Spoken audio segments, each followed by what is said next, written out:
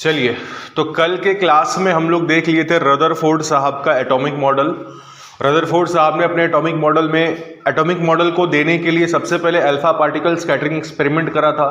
वो एक्सपेरिमेंट क्या था, उसमें क्या क्या ऑब्जर्वेशंस उनको मिले थे, उन ऑब्जर्वेशंस के बेसिस पर उन्होंने क्या कंक्लूजन दिया था, पूरा एटॉमिक मॉडल क्या था, वो कल हम लोग क्लास में देख चुके हैं।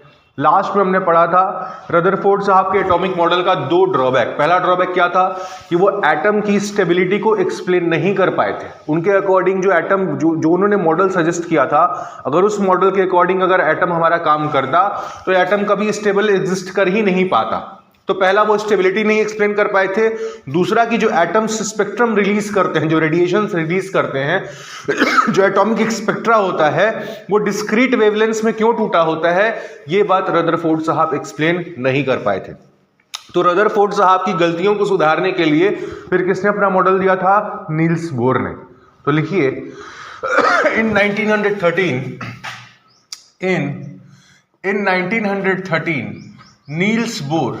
Niels Bohr proposed in 1913 Niels Bohr proposed his atomic model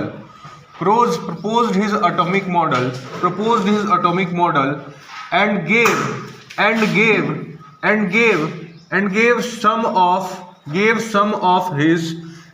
some of his postulates 1913 में जब रदरफोर्ड साहब का जो एटॉमिक मॉडल था जब वो फेल कर गया, तो 2 साल बाद 1913 में नील बोर साहब ने अपने कुछ पोस्टुलेट्स दिए और इन पोस्टुलेट्स के बेसिस पर बताने की कोशिश करी कि एटम किस तरह का रहा होगा। तो पहला लाइन इसमें लिखिए, पहला लाइन जो इन्होंने कहा वो कहा कि electrons revolve only in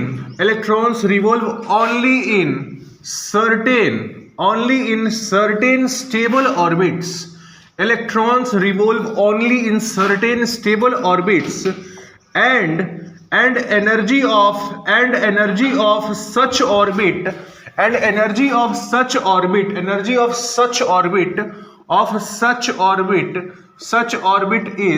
is already fixed। मतलब रदरफोर्ड साहब ने क्या कहा था कि इलेक्ट्रॉन किसी भी ऑर्बिट में रिवॉल्व करता है। रदरफोर्ड के मॉडल के हिसाब से इलेक्ट्रॉन किस ऑर्बिट में रिवॉल्व करेगा, इस पर उन्होंने कोई खास टिप्पणी नहीं की थी, सिर्फ कहा था इलेक्ट्रॉन्स रिवॉल्व इन ऑर्बिट्स, मतलब इलेक्ट्रॉन किसी भी ऑर्बिट में रिवॉल्व कर सकता है। बोर साहब आए और इन्होंने कहा कि भाई इलेक्ट्रॉन रिवॉल्व करता है न्यूक्लियस के चारों तरफ, बट ऐसा नहीं है कि किसी भी ऑर्बिट में आप इलेक्ट्रॉन को डाल दो और वहां पर वो रिवॉल्व करता रहेगा। नहीं, वो जिन ऑर्बिट्स में रिवॉल्व करता है वो ऑर्बिट्स फिक्स्ड होते हैं कि इसी ऑर्बिट में रिवॉल्व करेगा, और जिसमें रिवॉल्व करता है उसकी एनर्जी भी फिक्स्ड होती है। पहला हो गया। दूसरा लिखिए, पहला क्या था आपका? Electrons revolve only in certain stable orbits and energy of such orbit is already fixed. ठीक है, energy of the electron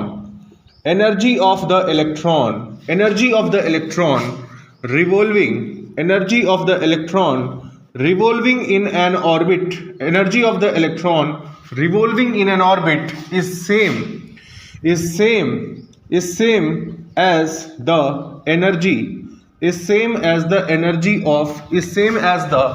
energy of the orbit। Electron के पास कितनी एनर्जी होगी? तो उतनी ही एनर्जी होगी जितना एनर्जी उस ऑर्बिट में हो सकता है इलेक्ट्रॉन का। आया समझ में? मतलब यहां पर ऑर्बिट्स के एनर्जी लेवल फिक्स्ड है कि भाई ये ऑर्बिट होगा तो इसका एनर्जी लेवल ये होगा, ये ऑर्बिट होगा तो उसका एनर्जी लेवल ये होगा, और जिस ऑर्बिट में इलेक्ट्रॉन होगा उसके पास उतना ही एनर्जी लेवल होगा जितना उस ऑर्बिट का है। आया समझ में? तीसरी बात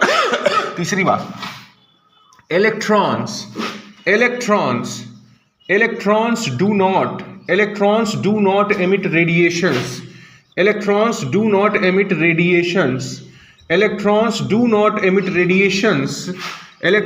do not emit radiations while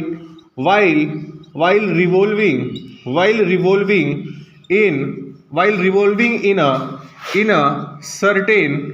a certain orbit. जब इलेक्ट्रॉन किसी ऑर्बिट में रिवॉल्व कर रहा होता है उस वक्त वो कोई रेडिएशन इमिट नहीं करता है।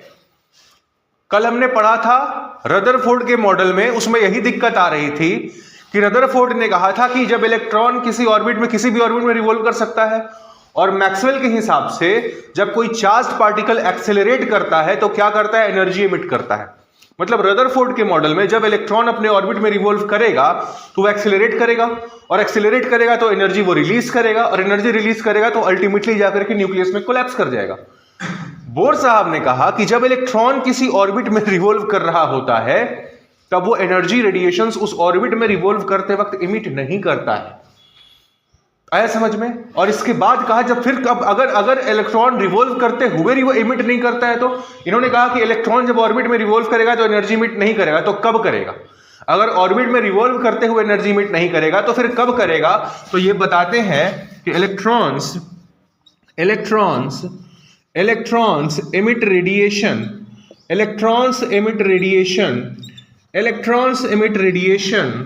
when electrons emit radiation when they jump from one orbit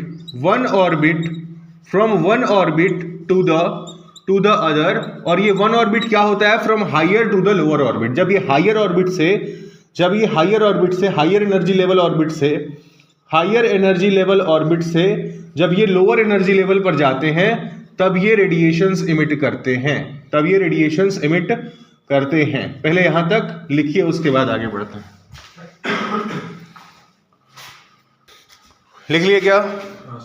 तो बोर साहब ने जब अपना एटॉमिक मॉडल दिया तो कुछ पोस्टुलेट्स दिए, कुछ बातें कहीं। वो क्या क्या बातें थी?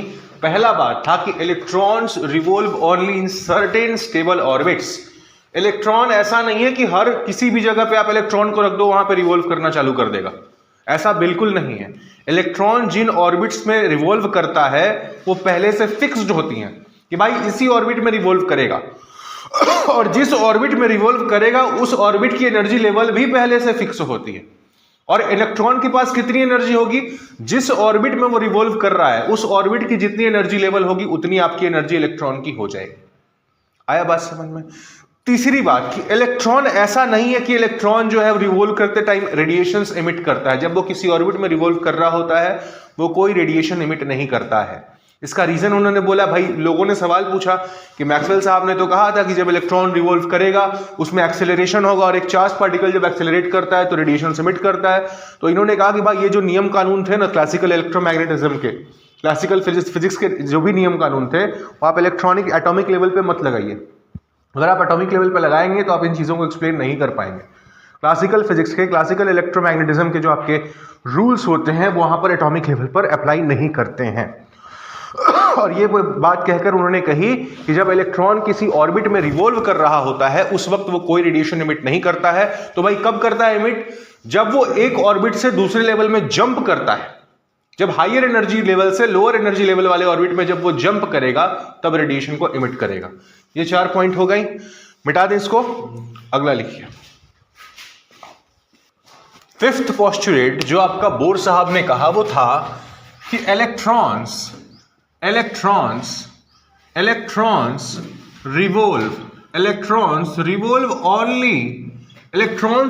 only in those circular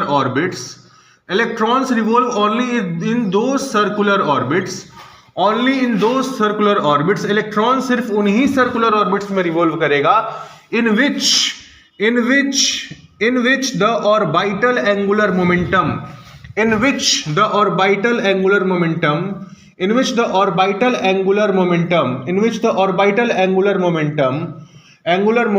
of electrons is an integral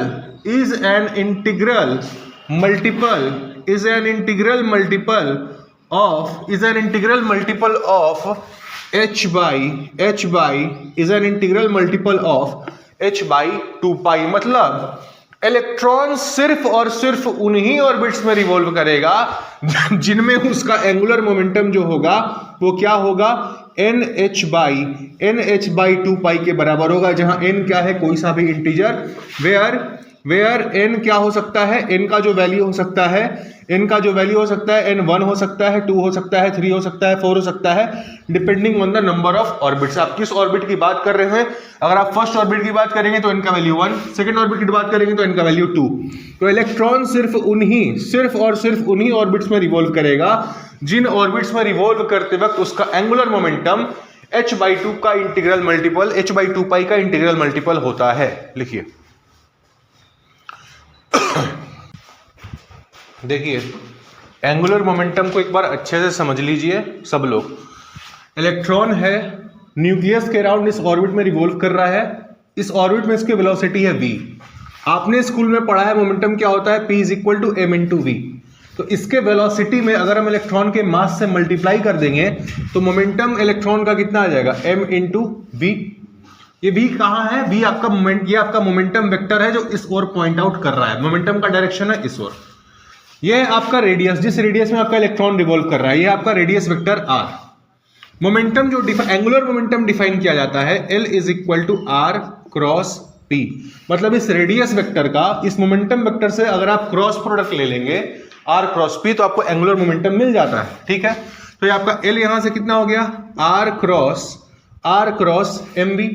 अब आपको पता है दो वेक्टर a क्रॉस p जब होता है तो उसका जो रिजल्टेंट बनता है क्या बनता है, ab sin theta, scalar form में। ठीक है, तो ये आपका कितना हो गया, r mv sin थीटा, जहां थीटा क्या होता है, r और mv के बीच का एंगल। तो यहां पर r आपका इस तरफ है, मोमेंटम mv आपका इस तरफ है, दोनों के बीच में एंगल कितना है, 90 degree.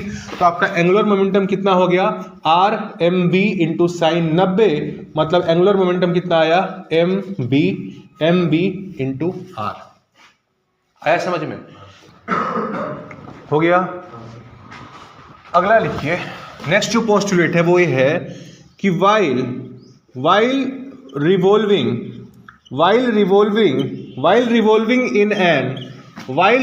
in an orbit of higher energy level, the electron may emit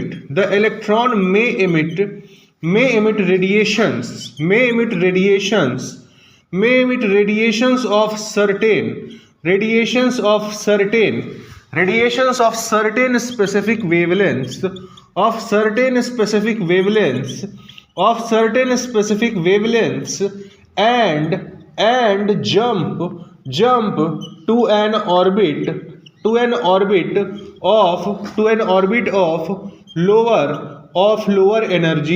of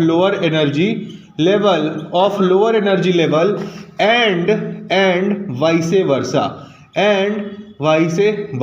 लिखिए, फिर इसका मतलब समझाते हैं। अच्छा, ये जो आपका पोस्टुलेट था ना, जिसमें उन्होंने कहा था कि इलेक्ट्रॉन सिर्फ उसी ऑर्बिट में रिवॉल्व करेगा जिस ऑर्बिट में रिवॉल्व करते वक्त उसकी एंगुलर मोमेंटम nh/2 पाई के बराबर होगा, इस वाले पोस्टुलेट को हम बोर्स क्वांटाइजेशन कॉन्सेप्ट भी कहते हैं। इसको क्या कहते हैं, बोर्स क्वांटाइजेशन कॉन्सेप्ट। क्यों? क्योंकि यहां पर आपको बता रहा है कि जो आपका एंगुलर मोमेंटम है ये क्या है, क्वांटाइज्ड है। एंगुलर मोमेंटम क्या है, इसी को क्या बोलते हैं, एंगुलर मोमेंटम को L से हम लोग रिप्रेजेंट करते हैं। L = mvr = nh/2 पाई, जहां L क्या है आपका एंगुलर मोमेंटम। ये बोलता है कि आपका जो एंगुलर मोमेंटम है वो क्वांटाइज्ड है, इसलिए हम इसको क्या बोलते हैं, बोर्स क्वांटाइजेशन कॉन्सेप्ट। अब आते हैं इस वाले पर। इतना लिख लिया आपने, ऊपर वाले को मिटा दें।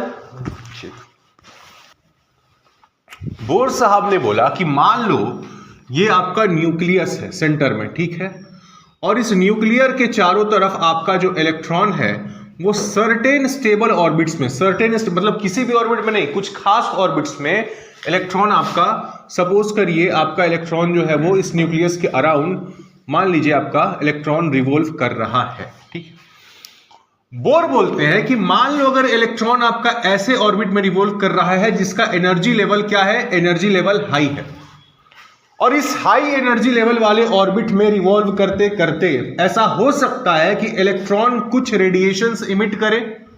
कुछ रेडिएशंस बाहर निकाले। रेडिएशन बाहर निकालने का मतलब क्या, एनर्जी बाहर निकाले, कुछ एनर्जी बाहर निकाले, अपना एनर्जी कम करे और एनर्जी कम करके ऐसे ऑर्बिट लेवल में जंप कर जाए जहां का एनर्जी लेवल क्या है, लो है। आया समझ में? मतलब इलेक्ट्रॉन जब भी हायर एनर्जी वाले ऑर्बिट से लोअर एनर्जी वाले ऑर्बिट में आएगा, जंप करेगा, तो अपने एनर्जी को क्या करेगा, एमिट करेगा, कम करके ही आ सकता है। जैसे मान लीजिए दो अलग अलग घर हैं। एक घर में आपका नियम है कि भाई साहब आप जब भी मेरे घर में आएंगे आप चप्पल उतार के ही आएंगे, चप्पल उतार के आप नहीं आ सकते हैं। इस वाले घर में ये व्यक्ति था, ये चप्पल पहन के रह रहा था। इस वाले घर का नियम है कि आपको चप्पल उतार के ही आना है, तो जब यहां से यहां ये जंप करेगा अपना चप्पल बाहर फेंक के आएगा। आ रहा है समझ में? वैसे ही यहां का कुछ एनर्जी लेवल था, ये ज्यादा था, यहां का एनर्जी लेवल था, ये कम था। इस वाले घर में रहने का नियम ही है कि आपका एनर्जी लेवल इतना होना चाहिए, इससे ज्यादा नहीं होना चाहिए। तो इसके पास जितनी ज्यादा एनर्जी थी उस एनर्जी को इसने क्या किया, इमिट कर दिया रेडिएशंस के फॉर्म में और यहां से यहां जंप कर गया। इसका उल्टा भी हो सकता है। मान लीजिए इलेक्ट्रॉन लोअर एनर्जी लेवल पे है और इसको जाना है हायर एनर्जी लेवल वाले ऑर्बिट पे, तो ये क्या करेगा, रेडिएशंस एब्जॉर्ब करेगा। रेडिएशंस एब्जॉर्ब करेगा मतलब क्या, एनर्जी एब्जॉर्ब करेगा। और एनर्जी एब्जॉर्ब करते करते जब इसकी एनर्जी इसके बराबर हो जाएगी तो यहां से यहां पर जंप कर जाएगा। आया समझ में? तो ये सारे थे बोर साहब के पोस्टुलेट्स। इन्हीं पोस्टुलेट्स के बेसिस पर उन्होंने अपना एटॉमिक मॉडल दिया था। ठीक है, अब हम बात करते हैं कुछ कैलकुलेशंस की, कुछ डेरिवेशंस की, फिर हम समझेंगे कैलकुलेशंस और डेरिवेशंस करके कि भाई बोर साहब ने जो आपका एटॉमिक स्पेक्ट्रा था, रदरफोर्ड ने जो एटॉमिक स्पेक्ट्रम एक्सप्लेन नहीं कर पाए थे। कल लास्ट टॉपिक हमने आपको पढ़ाया था कि जो आपके एटम्स होते हैं उनको हीट करने पर वो क्या करते हैं, रेडिएशन एमिट करते हैं, बट वो रेडिएशन सर्टेन स्पेसिफिक वेवलेंथ का ही होता है, कंटिन्यूअस वेवलेंथ का नहीं होता है। वो क्यों होता है, वो बोर साहब ने जो एक्सप्लेनेशन दिया था वो हम कैलकुलेशन से समझेंगे। इतना लिख लेंगे आप लोग, ठीक है।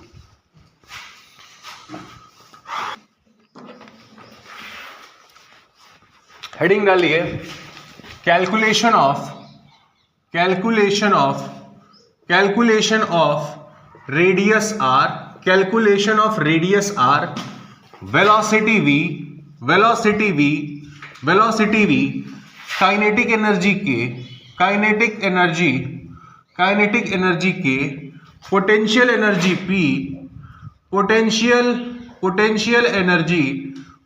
Energy P and total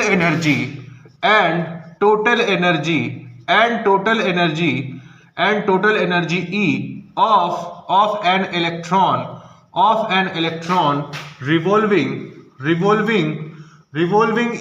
revolving in an orbit of an atom। ठीक है, अब हम क्या करेंगे, अगर आपका एक इलेक्ट्रॉन है जो किसी एटम के ऑर्बिट में रिवॉल्व कर रहा है तो उस ऑर्बिट का पहले हम रेडियस निकालेंगे। उस रेडियस में रिवॉल्व करते समय इलेक्ट्रॉन की वेलोसिटी क्या होगी हम वो निकालेंगे, उसकी काइनेटिक एनर्जी कितनी होगी हम वो निकालेंगे, उसकी पोटेंशियल एनर्जी कितनी होगी हम वो निकालेंगे, और उसकी टोटल एनर्जी E कितनी होगी हम वो भी निकालेंगे। कौन कौन से फॉर्मूले यहां पर आएंगे, सारे फॉर्मूले को हम लिस्ट डाउन कर देते हैं, उसके बाद हम बारी बारी से सबका डेरिवेशन देखेंगे। तो जो आपका रेडियस होता है R, ये होता है आपका n square h square epsilon not n square h square epsilon not by pi m ZE square, पहला फॉर्मूला। दूसरा फॉर्मूला वेलोसिटी v जो होता है ये होता है ZE square by 2 into h epsilon not into n। तीसरा होता है आपका काइनेटिक एनर्जी के, ये क्या होता है ये होता है आपका m z square e to the power 4 by 8 into h square epsilon not square into n square. चौथा होता है आपका potential energy by kinetic energy, ये हो जाता है आपका -2। मतलब अगर आपको पोटेंशियल एनर्जी निकालनी है तो काइनेटिक एनर्जी में -2 से मल्टीप्लाई कर दीजिए, और अगर आपको टोटल एनर्जी निकालनी है तो potential energy by total energy ये हो जाता है आपका +2। मतलब आपको टोटल एनर्जी निकालनी है तो आप क्या करिए, पोटेंशियल एनर्जी में +2 से आप मल्टीप्लाई कर दीजिए तो आपका टोटल एनर्जी चला आएगा। अब ये कैसे आएंगे इन सबका हम बारी बारी से डेरिवेशन करेंगे, बट एक साथ एक जगह इन पांचों फॉर्मूले को लिख लीजिए ताकि आपको याद करने में सहूलियत होगा। रेडियस का एक और आपका, एक तो आपका मेन फॉर्मूला हो गया, दूसरा अगर आप इसमें सारे कांस्टेंट का h का, पाई का, e का, एप्सिलॉन नॉट का सारे का जब आप वैल्यू पुट करते हैं तो ये बन करके आता है 0.529 into N square by Z, और ये वैल्यू होती है आपकी एंगस्ट्रॉम्स में 0.529 N square by Z. Velocity का जो आपका एक और सारे कांस्टेंट को पुट करोगे तो ये आता है 2.18 into 10 to the power 6 into Z by N, ये आता है आपका मीटर पर सेकेंड में। तीसरा आता है आपका काइनेटिक एनर्जी, काइनेटिक एनर्जी नहीं, टोटल एनर्जी, आपका टोटल एनर्जी जो बन करके आता है ये होता है आपका -13.6 Z square by N square, और ये आता है आपका इलेक्ट्रॉन वोल्ट्स में, इन इलेक्ट्रॉन वोल्ट्स लिख लीजिए। चलो भाई, मान लो इधर है आपका, ये आपका न्यूक्लियस, ठीक है, और इस न्यूक्लियस के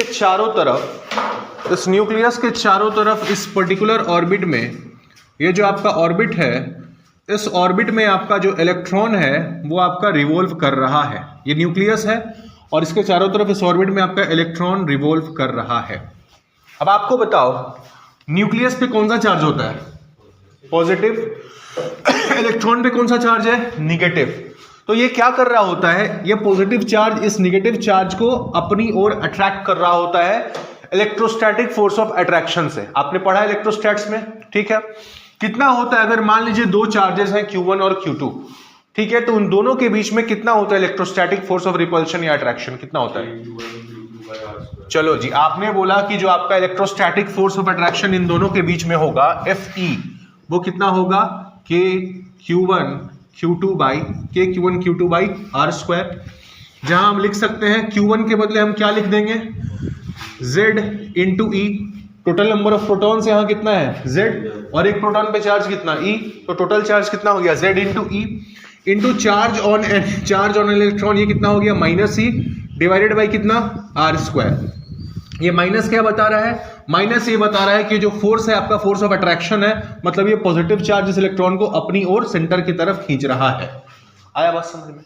और दूसरी बात, एक तो आपका ये हो गया। दूसरी बात आपको पता है, आपने मैकेनिक्स में पढ़ा है कि जब भी कोई बॉडी सर्कुलर पाथ पे रिवॉल्व कर रही होती है, जब भी कोई बॉडी किसी सर्कुलर पाथ पे रिवॉल्व कर रही होती है, तो सेंटर की तरफ उसे कौन सा फोर्स लग रहा होता है? सेंट्रीपिटल फोर्स लग रहा होता है, सेंट्रीपिटल फोर्स। तो यहां पर आपका क्योंकि ये सर्कुलर पाथ पे रिवॉल्व कर रहा है, तो इसको सेंटर की तरफ कौन खींच रहा होगा? Centripetal force. और ये सेंट्रीपिटल फोर्स कौन प्रोवाइड कर रहा है? ये जो आपका इलेक्ट्रोस्टैटिक फोर्स है, यही तो सेंट्रीपिटल फोर्स प्रोवाइड कर रहा है। इसको घुमाने वाला कौन है? Electrostatic force. तो इस इलेक्ट्रोस्टैटिक फोर्स ने ही इसको क्या किया? सेंट्रीपिटल एक्सीलरेशन प्रोवाइड किया घुमाने के लिए। और सेंट्रीपिटल फोर्स का फॉर्मूला क्या होता है? सेंट्रीपिटल फोर्स आपका mv² by r। Centripetal force FC जो होता है, FC ये होता है आपका mv² बाई r। आया समझ में? और ये सेंट्रीपिटल फोर्स कौन प्रोवाइड कर रहा है? Electrostatic force. तो हमने क्या किया? दोनों को इक्वेट कर दिया। दूसरी बात कि जो सेंट्रीपिटल फोर्स लगता है ये भी सेंटर की तरफ लगता है, अंदर की तरफ लगता है, तो इसका भी डायरेक्शन यहाँ पे क्या होगा? माइनस। ये माइनस एक दूसरे को क्या किया? कैंसिल आउट कर दिया, ठीक है। अब हम क्या करेंगे? ये हमारा, इसको जरा सा सॉल्व कर लेते हैं। तो हमारा क्या आया? mv² by r is equal to kZe² divided by R square. एक R से आपका एक R यहाँ पे कैंसिल हो गया, तो यहां से आपका क्या आया? इस R को इधर भेज दीजिए, तो mr is equal to kZe² divided by V square. R को हमने इधर भेज दिया, V स्क्वायर को हमने नीचे भेज दिया, ठीक है, कोई दिक्कत नहीं होनी चाहिए। इसको बोल दीजिए यह है आपका इक्वेशन 1, ठीक है। दूसरा, हमने बोर साहब ने अपने पोस्टुलेट में कहा था कि इलेक्ट्रॉन सिर्फ उन्हीं ऑर्बिट्स में रिवॉल्व कर सकता है जिन ऑर्बिट्स में उसका एंगुलर मोमेंटम क्या होगा? NH/2π के बराबर होगा। उन्होंने कहा था कि इलेक्ट्रॉन सिर्फ उन्हीं ऑर्बिट्स में रिवॉल्व करेगा जिसमें उसका एंगुलर मोमेंटम मतलब mvr किसके बराबर होगा? NH/2π के बराबर होना चाहिए। यही तो बोला था उन्होंने। तो इसको बोल दो आपका इक्वेशन 2। ठीक है। अब देखो यहां से आपका mr का वैल्यू निकाल लो, यहां से mr का वैल्यू कितना आएगा, mr is equal to NH/2 into v। तो mr का वैल्यू एक आपका यहां से आ रहा है, mr का वैल्यू एक आपका यहां से आ रहा है, दोनों को इक्वेट कर दीजिए। दोनों को आप इक्वेट करेंगे तो क्या हो जाएगा, NH/2 into v is equal to KZE² divided by v²। एक v आपका यहां से कैंसिल हो गया, v को इधर लाइए, बाकी सारी चीजों को इधर भेज दीजिए, क्या बन जाएगा आपका, v is equal to 2 into KZE², 2 into KZE² divided by NH। ये जो k है ये क्या होता है, 1/4πε0 होता है। तो यहाँ पे डाल दो वैल्यू, अगर आप डालेंगे k का वैल्यू यहाँ पे तो v बन जाएगा 2 into 1/4πε0 into ZE² divided by नीचे यहाँ पर कितना है आपका n इंटू h। अब देखिए पाई से पाई हो गया आपका कैंसिल, यहाँ पे एक आपका 2 कट गया, नीचे बच गया 2, तो आपका फॉर्मूला फाइनली v का फॉर्मूला क्या बन के आया, v का फॉर्मूला आपका यहाँ पर बन करके आया v is equal to ZE² into h into ε0 into n। ये हो गया आपका velocity of an electron revolving in the nth orbit of an atom. ठीक है, आप n का वैल्यू 1 पुट करेंगे तो आपको फर्स्ट ऑर्बिट में इलेक्ट्रॉन की वेलोसिटी पता चल जाएगी, आप n का वैल्यू 2 पुट करेंगे तो आपको सेकंड ऑर्बिट में इलेक्ट्रॉन की वेलोसिटी पता चल जाएगी। आया समझ में। तो ये फॉर्मूला क्या है, ये है velocity of an electron revolving in nth orbit of an atom.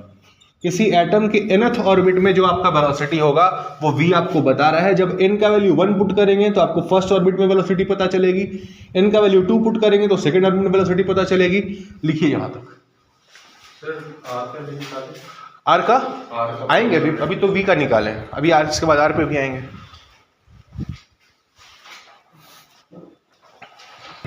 अब आते हैं वेलोसिटी का। हमने अभी फॉर्मूला क्या डेराइव किया था, वेलोसिटी का हमने फॉर्मूला डेराइव करा था ZE²/2 into h ε0 into n। ये क्या है, velocity of electron in the nth orbit. अगर आपका n का वैल्यू 1 होगा तो पहले ऑर्बिट में वेलोसिटी पता चलेगी, 2 होगा तो सेकंड ऑर्बिट में वेलोसिटी पता चलेगी। ठीक है, इसमें देखिए, इस फॉर्मूले में E का वैल्यू आपको पता है, चार्ज ऑन इलेक्ट्रॉन कितना होता है 1.6 इंटू 10⁻⁻19 कूलम, पता है आपको।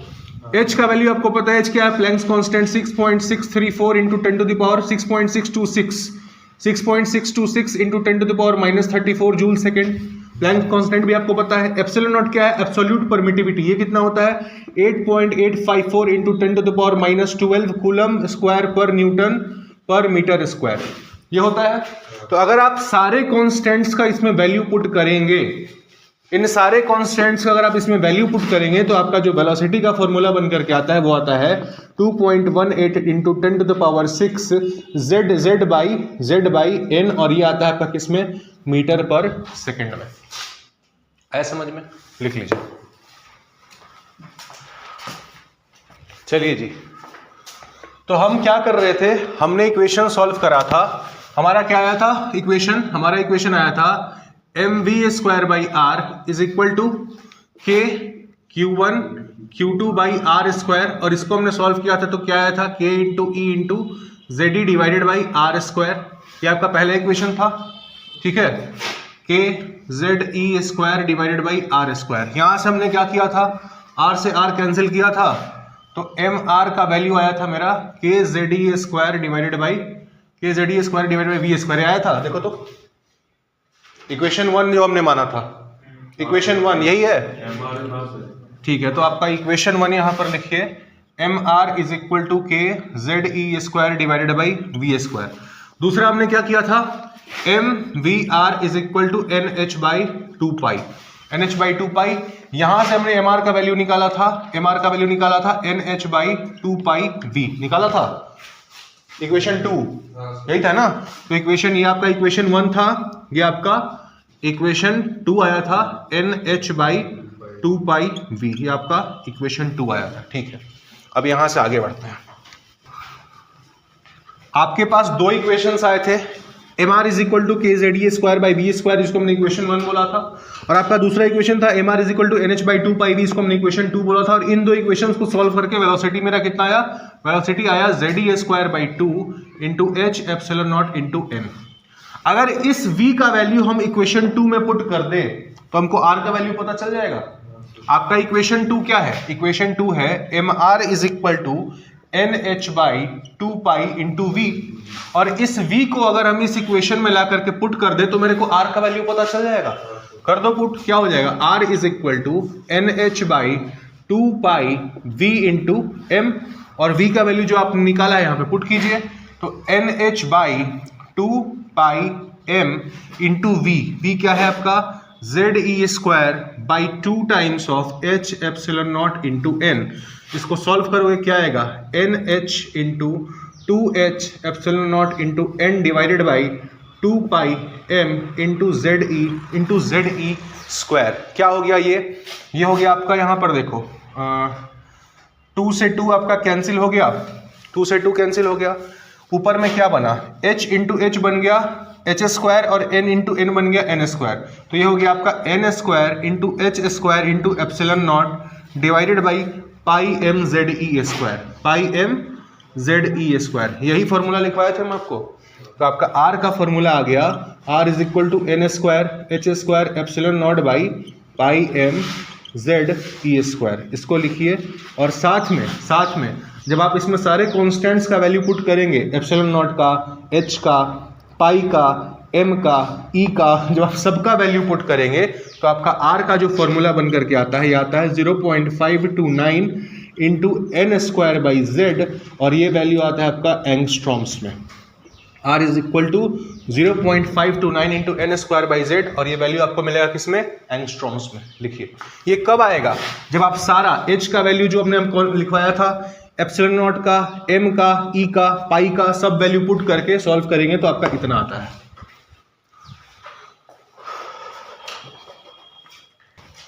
तो आपका रेडियस r का वैल्यू कितना आ रहा है, 0.529 into N square by Z, और ये आ रहा है इन एंगस्ट्रॉम्स में। अगर हम हाइड्रोजन एटम के लिए for hydrogen atom radius calculate करने जाएंगे तो z का वैल्यू क्या रखेंगे, 1। हाइड्रोजन का एटॉमिक नंबर क्या, 1, तो फॉर हाइड्रोजन एटम z का वैल्यू हो जाएगा 1, ठीक है। और अगर आप हाइड्रोजन एटम के अंदर उसके पहले ऑर्बिट के लिए निकालने जाएंगे, फॉर फर्स्ट ऑर्बिट आप क्या लिखेंगे, फॉर फर्स्ट ऑर्बिट आप लिखेंगे n का वैल्यू भी 1, तो आपका z भी 1 हो गया, n भी 1 हो गया, तो आपका रेडियस का वैल्यू कितना आया, ये आया 0.529 एंगस्ट्रॉम्स। मतलब ये क्या है, आपको ये आर नॉट क्या बता रहा है, ये बता रहा है radius of the first orbit of hydrogen atom. और इसी को हम क्या नाम दे देते हैं, इसी को हम नाम दे देते हैं बोर्स रेडियस भी हम इसी को आर नॉट को कहते हैं। लिखिए, या तो फर्स्ट ऑर्बिट कह लीजिए या इनर मोस्ट ऑर्बिट कह लीजिए। हाइड्रोजन एटम का इनर मोस्ट ऑर्बिट का रेडियस कितना होगा, 0.529 एंगस्ट्रॉम्स। तो अभी तक एट प्रेजेंट आपको क्या क्या चीजें पता है, आपको r का फॉर्मूला पता है, n square H square epsilon not by pi M Z E square. ये क्या बता रहा है, radius of the nth orbit of an atom. और आपको वेलोसिटी का भी फॉर्मूला पता चल चुका है, Z E square by two H epsilon not into N, यानी velocity of the electron in the nth orbit. r और v दोनों आपको पता है। आपको अगर काइनेटिक एनर्जी निकालना हो, kinetic energy of the electron revolving in the nth orbit, अगर आप काइनेटिक एनर्जी निकालना चाहेंगे तो क्या आप निकाल सकते हैं क्या, काइनेटिक एनर्जी क्या होता है, हाफ एम वी स्क्वायर, और v का वैल्यू आपको पता है, निकाल लो, क्या हो जाएगा, half into M into V का स्क्वायर, मतलब Z E divided by 2h epsilon not into N का होल स्क्वायर। क्या हो जाएगा ये, M Z square E to the power 4, M Z square E to the power 4, ये हो गया Z square E to the power 4, और अगर आप 2 का स्क्वायर करेंगे तो 4 हो जाएगा, और 4 इंटू 2 यहाँ पर 8, नीचे क्या बच गया H square epsilon not square N square. आया क्या? ऐसा समझ में? लिखिए, ये आपको बता रहा है kinetic energy of the electron revolving in the nth orbit, revolving in the nth orbit of an atom. लिखिए,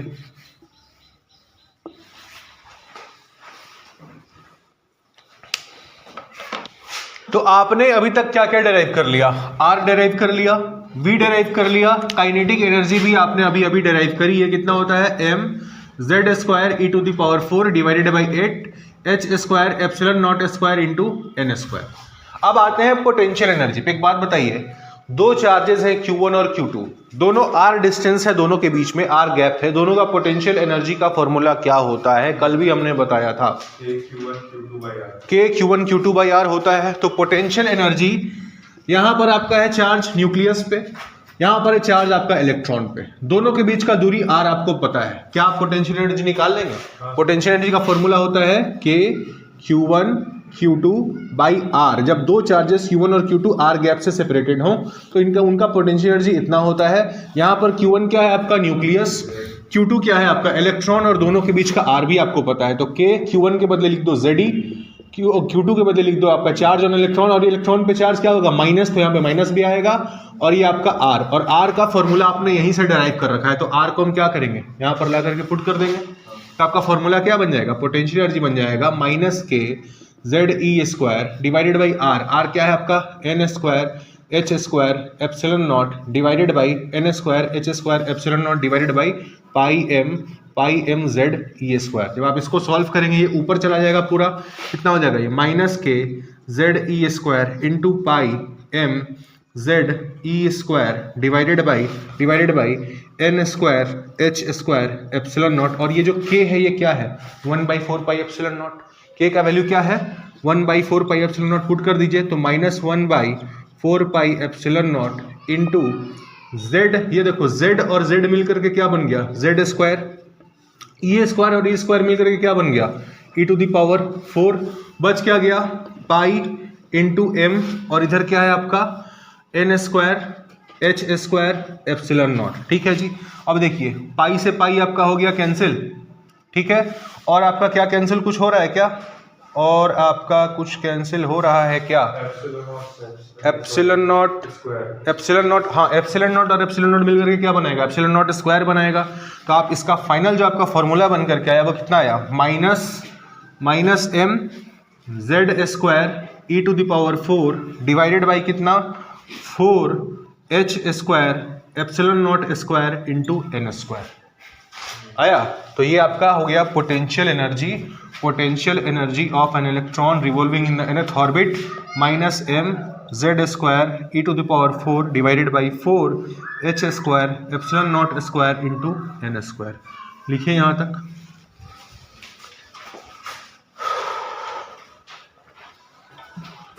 चलिए जी, तो आपने अभी तक 4 डेरिवेशंस कर लिए, radius R, velocity V, kinetic energy और पोटेंशियल एनर्जी। अब एक काम करते हैं, हमारा पोटेंशियल एनर्जी का फॉर्मूला हमारे पास है, काइनेटिक एनर्जी का फॉर्मूला हमारे पास है।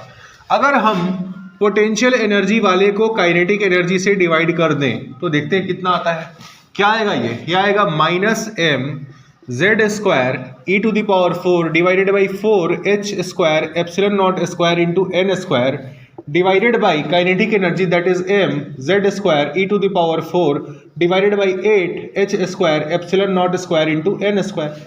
इसको सॉल्व कीजिए, क्या आएगा? ये minus M Z square E to the power 4 divided by 4 H square epsilon not square N square into, ये ऊपर चला जाएगा, H square epsilon not square N square divided by M Z square into E to the power 4। अब देखो, m से m cancel, z square से z square cancel, e to the power 4 से e to the power 4 cancel, h square से h square cancel, e not से e not वाला cancel, n square से n square भी आपका cancel, 4 से ये भी आपका कैंसिल। क्या आया? Potential energy divided by kinetic energy is equal to -2। ये हमने क्यों लिखवाया था? क्योंकि अगर आपने काइनेटिक एनर्जी का फॉर्मूला याद कर लिया तो पोटेंशियल एनर्जी का याद करने का कोई जरूरत नहीं है। ये रेशियो अगर याद रहेगा तो आप काइनेटिक एनर्जी से ही पोटेंशियल एनर्जी निकाल लेंगे। आया समझ में? लिखिए,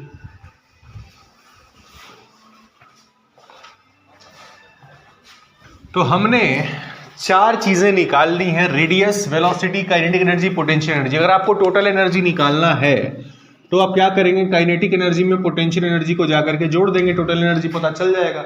और दोनों का वैल्यू आपने निकाल लिया है तो जोड़ दीजिए, क्या हो जाएगा ये mz² e⁴ divided by 8h² epsilon not square into n² plus ये क्या है माइनस mz² e⁴ आपका potential energy divided by 4 into h² epsilon not square into n²। Potential energy को यहाँ लिख दिया। ये जब ब्रैकेट उठेगा तो प्लस और माइनस क्या बना लेगा, माइनस बना लेगा, तो यहाँ पर माइनस लिख दीजिए। ठीक है जी, ये भी आपका हो गया। अब देखो ये वाला जो टर्म है ये mz² e⁴ h² epsilon not square n², ये यहाँ पर भी है, उसको कॉमन ले लो। कॉमन लोगे तो क्या आ जाएगा, mz² e⁴ divided by h² epsilon not square n², इसको हमने बाहर निकाल लिया तो अंदर क्या बचा 1/8 माइनस 1/4। ठीक है, ये है आपका क्या, टोटल एनर्जी। टोटल एनर्जी क्या हो गया यहाँ से mz² e⁴ divided by h² epsilon not square into n²। इसको सॉल्व कीजिए, क्या हो जाएगा 8 1 माइनस 2, मतलब आपका फॉर्मूला टोटल एनर्जी कितना आ रहा है, टोटल एनर्जी आपका आ रहा है ये आपका 1 माइनस 2 क्या हो जाएगा -1, तो आ जाएगा minus mz² e⁴ divided by 8h² epsilon not square into n²। ये क्या है आपका टोटल एनर्जी। तो आपका टोटल एनर्जी का फॉर्मूला यहाँ से बन करके आया, total energy is equal to minus mz² e⁴ divided by 8h² epsilon not square into n²। और आप ध्यान दीजिए कि जो टोटल एनर्जी आई है इलेक्ट्रॉन की किसी भी ऑर्बिट में, जो इलेक्ट्रॉन की टोटल एनर्जी होगी वो निगेटिव होगी। निगेटिव का मतलब क्या है कि वो न्यूक्लियस से बाउंडेड रहेगा, उसकी एनर्जी न्यूक्लियस ने पकड़ के उसको रख रखा है, बाउंड करके रखा हुआ है। जब तक उसको ये एनर्जी आप प्रोवाइड नहीं करोगे वो न्यूक्लियस छोड़ करके नहीं जा सकता है न्यूक्लियस के फोर्स ऑफ अट्रैक्शन को। आ रहा है समझ में, उसकी निगेटिव मतलब कहने का मतलब है कि इलेक्ट्रॉन की जो एनर्जी है वो न्यूक्लियस के पास उधार रखी हुई है, इलेक्ट्रॉन के पास एनर्जी डेफिसिट है। ठीक है, तो आपने जो आपके फॉर्मूले थे जो आपको डिराइव करने थे, आर का, वी का, kinetic energy, potential energy, total energy, आपने सारे फॉर्मूले डिराइव कर लिए।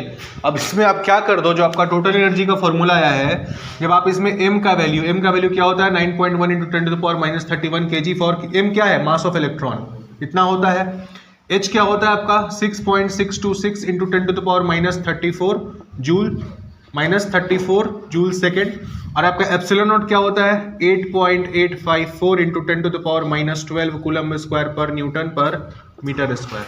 जब आप सारे कॉन्स्टेंट्स का वैल्यू यहाँ पर, और आपका ई भी है, ये आपका ई क्या है चार्ज ऑन इलेक्ट्रॉन, ये कितना होता है 1.6 इंटू 10⁻19 कूलम। ये सारे कॉन्स्टेंट्स का वैल्यू जब आप यहाँ जाकर के पुट करेंगे तो आपका टोटल एनर्जी जो आता है वो आता है आपका -13.6 इंटू z² बाई n², और ये आता है इन इलेक्ट्रॉन वोल्ट्स। लिखिए